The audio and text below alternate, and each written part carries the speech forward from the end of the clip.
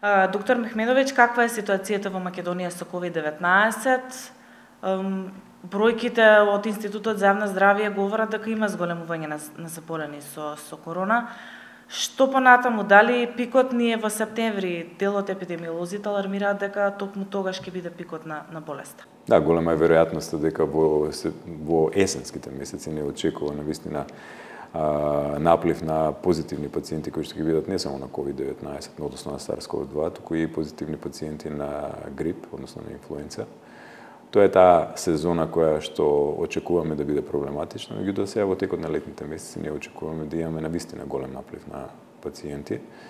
Редовно сме во комуникација. Комисијата денеска имаше и онлайн состанок на кој што практично бевме брифирани за состојбата со COVID-19. Во одделенијата на инфективната клиника нема хоспитализирано практично пациенти со COVID-19, има позитивни пациенти хоспитализирани. Тоа беше еден од проблемите кои што го дискутиравме денес.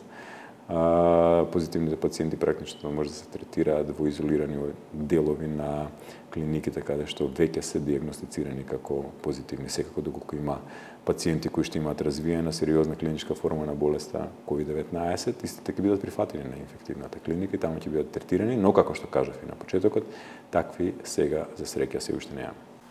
Подготвен ли е здравствениот систем за ако доколку има нов бран, повеќе пациенти? Дали летните одмори ќе го донесат ковид на голема врата во следниве месеци? На што треба најмногу да внимаваат граѓаните? Секогаш се превентивните мерки, тие основните на кои што треба да внимаваат. Значи, имаме превентивни мерки кои што давно сме ги заборавиле, како што е користењето на заштитните маски во затворен простор или проветрувањето во простории каде што подолго време престојуваме.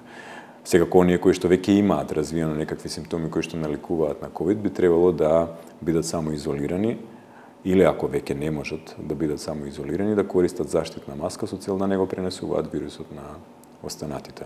Тоа се основните мерки кои што можеме да ги примениме.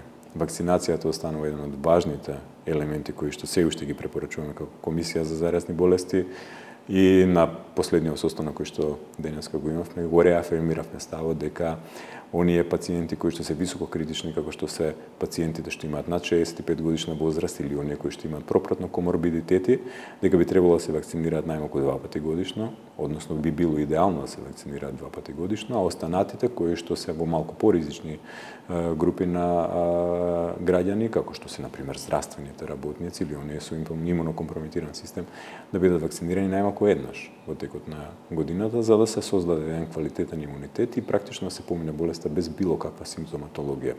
Тоа се препораките кои што комисијата меѓу другото денеска ги реафирмираше, поврзани со начинот на кој што можеме да го превенираме COVID-19.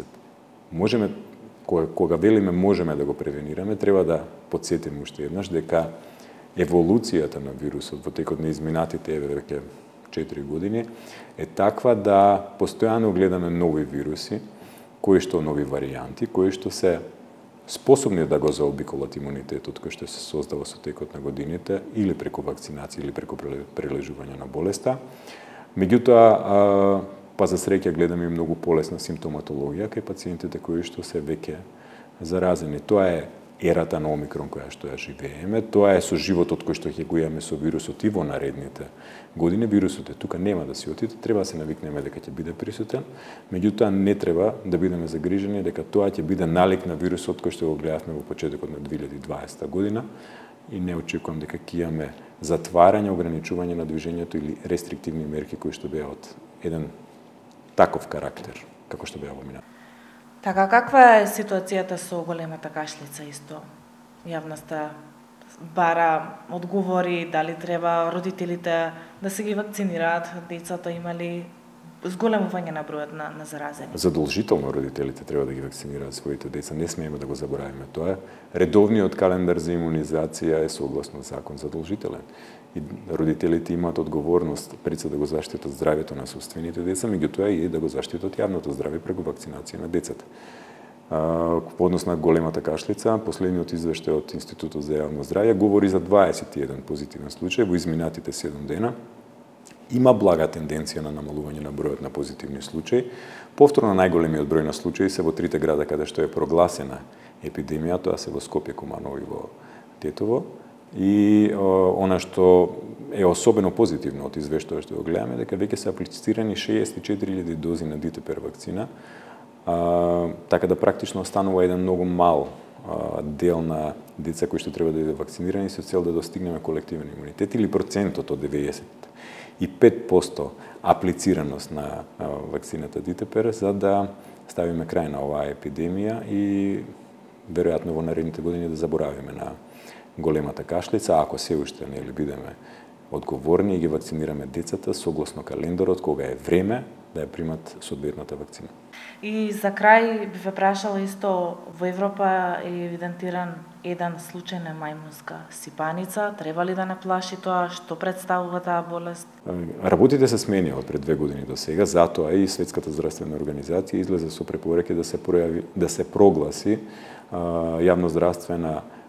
состојба на јавноздравствена итност, од причина што се појави вирус кој што е малку поразличен од оној кој што беше пред 2 години. Сега се работи за така наречената фамилија на вируси која што припаѓа на типот 1 и која што доминантно се шири во регионот на централно-афричките земји.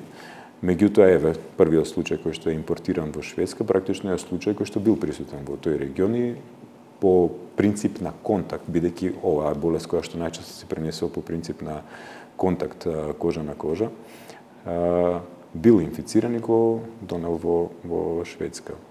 Принципот на прогласување на ваква итност во Светската здравствена организација е многу ригорозен.